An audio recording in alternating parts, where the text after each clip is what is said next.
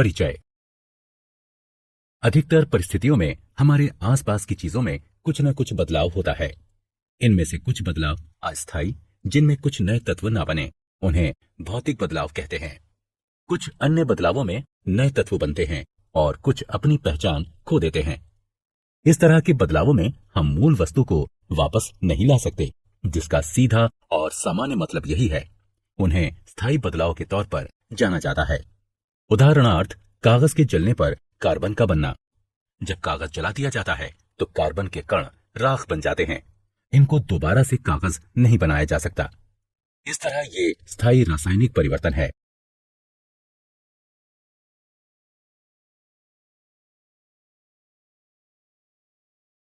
उद्देश्य।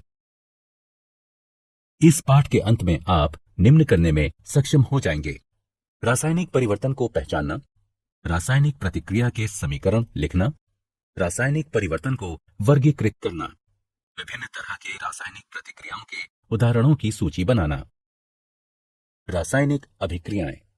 एक रासायनिक अभिक्रिया वो होती है जिसमें तत्व या तत्वों की रासायनिक प्रतिक्रिया से एक नया तत्व या कई तत्व बनते हैं। ऐसे पदार्थ जो रासायनिक प्रतिक्रिया में भाग लेते हैं उन्हें अभिक्रिया यानी रिएक्टेंट्स कहा जाता है। जो नए पदार्थ बनाते हैं उन्हें उत्पाद कहा जाता है। लोहा और सल्फर रिएक्टेंट्स हैं और आयरन सल्फाइड उत्पाद है। जब चीनी को गर्म किया जाता है तो वो जल जाती है। चीनी में पानी के अणु कार्बन छोड़ जाते हैं। रासायनिक समीकरण लिखना। रासायनिक अभिक्रिया में रिएक्टेंट्स एक या अधिक एक साथ प्रतिक्रिया करते हैं और एक नया यौगिक बनता है जिसे उत्पाद कहते हैं। उदाहरण, एल्यूमिनियम ऑक्साइड को डाइल्यूट सल्फ्यूरिक एसिड के साथ मिलाएं जो एल्यूमिनियम सल्फेट और पानी के रूप में हो। इस अभिक्रिया को इस प्रकार से लिखा जा सकता है: aluminium oxide dilute sulphuric acid के साथ अभिक्रिया करके एल्यूमिनियम सल्फेट और पानी बनाता है।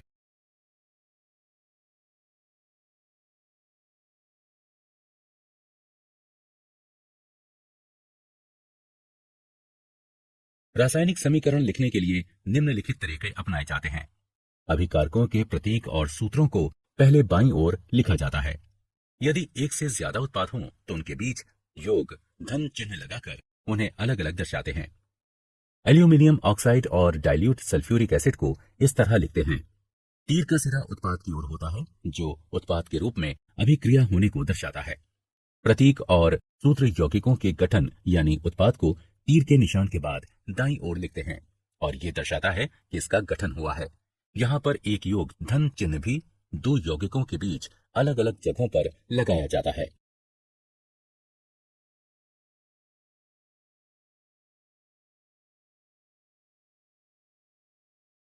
संतुलित रासायनिक समीकरण। रासायनिक समीकरण द्रव्यमान के संरक्षण के नियम पर आधारित है। इस नियम के अनुसार द्रव्यमान का निर्माण नहीं किया जा सकता है और न ही रासायनिक अभिक्रिया में नष्ट किया जा सकता है। ऐसा सिर्फ तब संभव होता है जब हर परमाणु की कुल संख्या अभिकारक के बराबर हो, साथ ही समीकरण के उत्पादन जितनी हो। जिन समीकरणों में विभिन्न तत्वों के परमाणुओं की संख्या अभिक्रिया से बनने वाले उत्पादन जितनी परमाणुओं की संख्या हो तो उसे संतुलित समीकरण के रूप में जाना जाता है।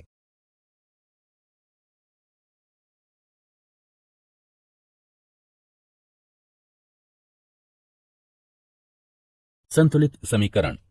उपरोक्त समीकरण एक असंतुलित समीकरण है। इसमें सल्फर का सिर्फ एक परमाणु है जो अभिक्रिया की ओर है, जबकि उत्पाद की ओर सल्फर के 3 परमाणु हैं। अब यहाँ अभिकारक की ओर 6 हाइड्रोजन के परमाणु हैं और उत्पाद की ओर सिर्फ 2 हाइड्रोजन परमाणु हैं। उपरोक्त समीकरण में H2O अणुओं को 3 से गुणा करते हैं। समीकरण 2 अब बनता है इसमें। अब समीकरण में ऑक्सीजन परमाणु 15 हैं जो अभिकारक और उत्पाद की ओर हैं, इसलिए अंतिम समीकरण संतुलित है।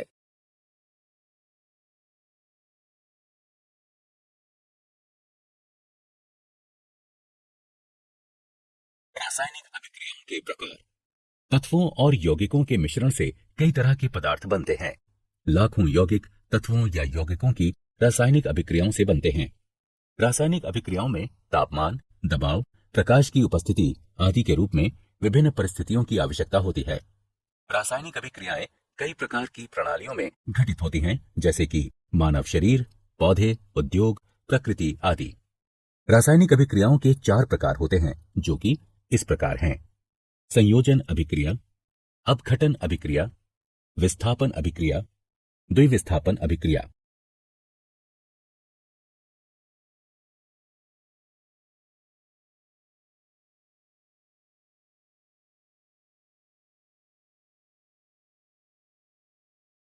संयोजन अभिक्रिया: कुछ अभिक्रियाओं में नया द्रव्य मूल तत्व में मिलाया जाता है और तत्व द्रव्य में मिल जाता है।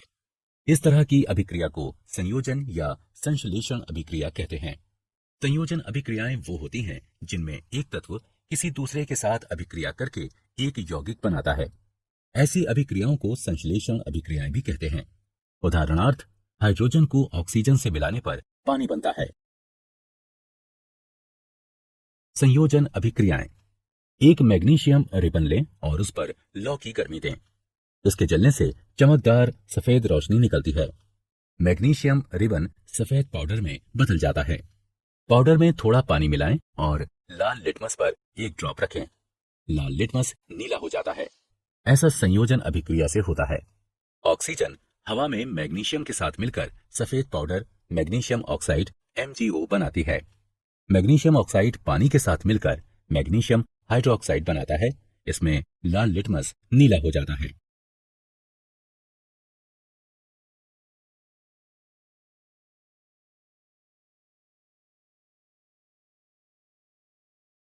अपघटन अभिक्रियाएं: अपघटन अभिक्रियाएं वे होती हैं जिनमें एक यौगिक सरल यौगिकों में टूट जाता है। उदाहरणार्थ, गर्म करने पर कैल्शियम कार्बोनेट से कैल्शियम ऑक्साइड और कार्बन डाइऑक्साइड बनता है। पानी का अपघटन करने पर जब इसे बिजली से गुजारा जाता है तो ये हाइड्रोजन और ऑक्सीजन देता है।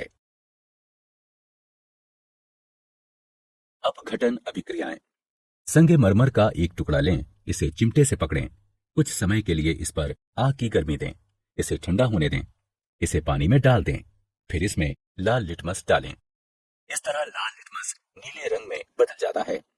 कैल्शियम कार्बोनेट यानी संगमरमर अपघटित होकर कैल्शियम ऑक्साइड और कार्बन डाइऑक्साइड बन जाता है। कैल्शियम ऑक्साइड के बनने पर पानी के साथ अभिक्रिया होती है जो उपरोक्त हल देता है, जिसमें लाल लिटमस नीले रंग में बदल जाता है। एक टेस्ट ट्यूब में 0.5 ग्राम जिंक कार्बोनेट लें। टेस्ट ट्यूब को एक काग और एक डिलीवरी ट्यूब में फिट करें। लौ से उसमें ऊष्मा दें। इससे एक रंगहीन गैस बाहर निकलती है। इस गैस को नींबू पानी से गुजारते हैं तो ये दूधिया हो जाता है। जिंक कार्बोनेट को गर्म करने से यह अपघटित होकर कार्बन डाइऑक्साइड गैस और जिंक ऑक्साइड बनाता है।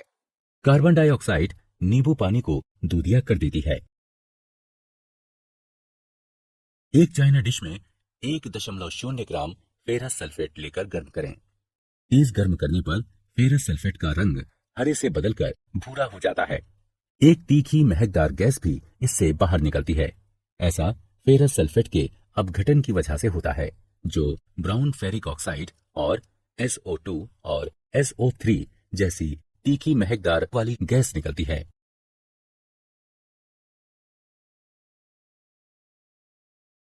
विस्थापन अभिक्रियाएं: एक विस्थापन अभिक्रिया वो अभिक्रिया होती है जिसमें एक परमाणु या परमाणुओं का एक समूह एक अणु में मौजूद एक और परमाणु द्वारा विस्थापित होता है। उदाहरणार्थ, आयरन को जब कॉपर सल्फेट के विलयन के साथ मिलाया जाता है तो इससे कॉपर धातु बनती है। टेस्ट ट्यूब के 10 मिलीलीटर पानी में 0.5 ग्राम सिल्वर नाइट्रेट मिलाते हैं। टेस्ट ट्यूब में एक साफ कॉपर का तार जोड़ते हैं। इसे कुछ देर तक छोड़ देते हैं। सिल्वर की चमकीले क्रिस्टल तांबे के तार पर दिखाई देते हैं। इससे विलयन का रंग नीला सा हो जाता है, जो कॉपर नाइट्रेट के रूप में होता है। इस अभिक्रिया में लौह धातु को कॉपर के साथ मिलाने पर कॉपर सल्फेट का विलयन विस्थापित होता है। एक टेस्ट ट्यूब में कॉपर सल्फेट विलयन लेते हैं। कॉपर सल्फेट विलयन में लोहे की कील डालते हैं और इसे कुछ समय के लिए छोड़ देते हैं। कुछ समय के बाद विलयन का नीला रंग फेड्स और लाल रंग की कॉपर धातु कॉपर सल्फेट से विस्थापित हो जाती है। विस्थापन अभिक्रिया जो होती है विस्थापन अभिक्रियाओं के कुछ अन्य उदाहरण हैं। द्विविस्थापन अभिक्रियाएं। द्विविस्थापन अभिक्रियाएं वे होती हैं जिनमें दो यौगिक आयनों को बदलकर दो नए यौगिक बनाते हैं। इन अभिक्रियाओं को पार्टनर एक्सचेंज अभिक्रिया के नाम से भी जानते हैं। ये अभिक्रियाएं आयनिक यौगिकों में होती हैं। उदाहरणार्थ, कॉपर सल्फेट और हाइड्रोजन की अभिक्रिया में सल्फाइड, कॉपर सल्फाइड और सल्फ्यूरिक एसिड बनते हैं। इस प्रकार कॉपर का पार्टनर बदलकर हाइड्रोजन सल्फाइड में हाइड्रोजन के पार्टनर के रूप में होता है। बेरियम क्लोराइड और सल्फ्यूरिक एसिड की अभिक्रिया से बेरियम सल्फेट बनता है, जो द्विविस्थापन अभिक्रिया है। निराकरण अभिक्रियाएं भी द्विविस्थापन अभिक्रियाएं होती हैं। रेडॉक्स अभिक्रियाएं। रेडॉक्स अभिक्रियाएं वे होती हैं जिसमें ऑक्सीकरण और इसकी कमी से एक ही समय में होती हैं। इन अभिक्रियाओं में एक पदार्थ में कमी होती है जबकि अन्य ऑक्सीडाइज्ड होता है। क्रियाकलाप। एक चाइना डिश लें और उसमें थोड़ा सा कॉपर पाउडर लेकर उसे गर्म करें। कॉपर पाउडर का क्या होता है? कॉपर पाउडर की सतह का रंग बदलकर काला हो जाता है। ऐसा ऑक्सीजन के कॉपर के साथ मिलने से होता है, जो कॉपर ऑक्साइड के रूप में बनती है। यदि हाइड्रोजन गैस इस गर्म सामग्री CuO भी गुजारते हैं तो सतह पर ब्लैक कोटिंग बदलकर भूरी हो जाती है और फिर से ऐसा होने पर कॉपर प्राप्त होता है। क्यूपरिक ऑक्साइड यानी CuO बदलकर कॉपर बन जाता है। इस प्रकार क्यूपरिक ऑक्साइड से ऑक्सीजन निकल जाती है। ऑक्सीजन के हटने के बाद से इसकी कमी हो जाती है, जिससे क्यूपरिक ऑक्साइड कॉपर के रूप में होता है। क्यूपरिक ऑक्साइड से इस ऑक्सीजन को हाइड्रोजन हटाता है, इसलिए हाइड्रोजन कम करने वाला कारक है। इस प्रकार ऑक्सीकरण और कमी एक साथ होते हैं। उदाहरणार्थ, सोडियम को जब ऑक्सीडाइज्ड किया जाता है तो ये बदलकर Na+ हो जाता है। ऑक्सीकरण को ऑक्सीजन या हाइड्रोजन या इलेक्ट्रॉनों की एक पदार्थ से नुकसान या कमी के लाभ के रूप में परिभाषित किया जाता है। कमी या हाइड्रोजन या एक पदार्थ से इलेक्ट्रॉनों का लाभ ऑक्सीजन की कमी के लाभ के रूप में परिभाषित किया जाता है। जिंक ऑक्सीडाइज्ड होकर Zn2+ हो जाता है जब जिंक की एक छड़ को कॉपर सल्फेट के विलयन में डुबोया जाता है। इस अभिक्रिया में जिंक 2 इलेक्ट्रॉन खो देता है और Zn2+ हो जाता है। इस प्रकार जिंक ऑक्सीडाइज्ड हो जाता है। दूसरी ओर Cu2+ में 2 इलेक्ट्रॉनों की कमी हो जाती है, जिसे ये ग्रहण करता है और वो Cu हो जाता है।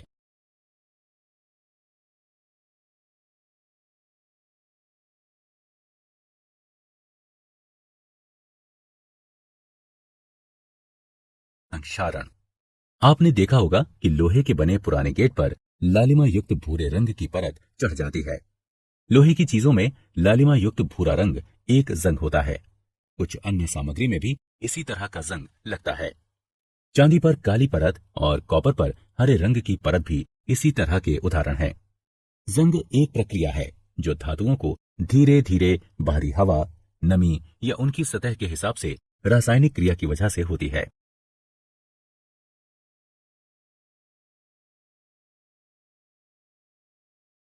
विकृत गंधिता।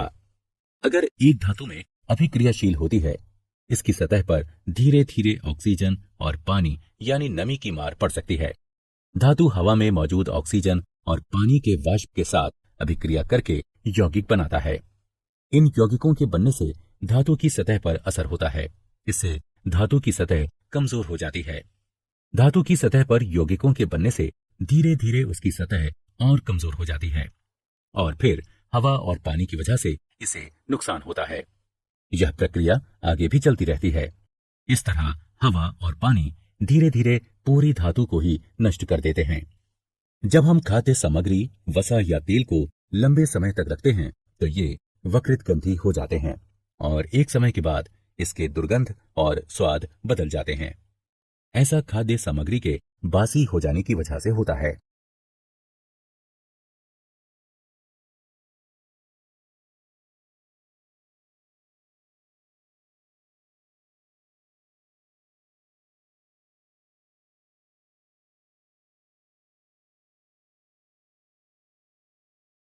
विकृत गंधिता वसा युक्त और तैलीय चीजों में हाइड्रोलिसिस उपचयन से होता है। एंटीऑक्सीडेंट्स को खाद्य सामग्री में अक्सर मिलाया जाता है जिससे विकृत गंधिता का विकास उसमें ना हो सके। प्राकृतिक एंटीऑक्सीडेंट्स में शामिल है polyphenols, ascorbic acid, tocopherols. Synthetic antioxidants हैं बटिलेटेड हाइड्रोक्सी एनीसोल और बटिलेटेड हाइड्रोक्सी टोल्यूनी। विकृत गंधिता को कुछ हद तक रोका जा सकता है। खाद्य सामग्री को रेफ्रिजरेटर में रखकर, खाद्य सामग्री को सूर्य की रोशनी से बचाकर और एयरटाइट कंटेनर में, खाद्य सामग्री के पैकिंग में नाइट्रोजन भरकर। नाइट्रोजन गैस खाद्य सामग्री को ऑक्सीकरण से बचाती है और इस तरह उसमें दुर्गंध नहीं आती।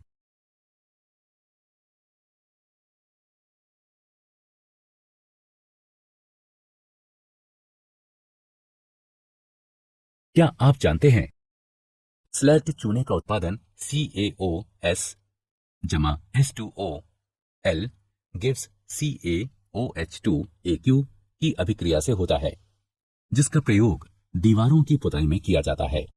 कैल्शियम हाइड्रोक्साइड धीरे धीरे हवा से अभिक्रिया करके कैल्शियम कार्बोनेट की दीवार पर एक पतली परत बना देता है।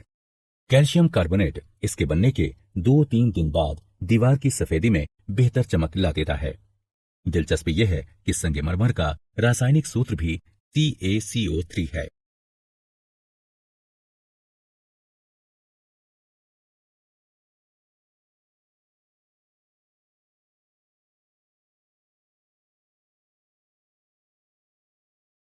सारांश। आइए हमने जो कुछ सीखा है उसे संक्षेप में दोहराएं। रासायनिक अभिक्रियाएं स्थायी बदलाव करती हैं। प्रत्येक रासायनिक अभिक्रिया एक संतुलित रासायनिक समीकरण द्वारा दर्शाई जा सकती है। विभिन्न प्रकार की रासायनिक अभिक्रियाओं की चर्चा करें। संयोजन अभिक्रियाएं, अपघटन अभिक्रियाएं, विस्थापन अभिक्रियाएं, द्विविस्थापन अभिक्रियाएं और रेडॉक्स अभिक्रियाएं।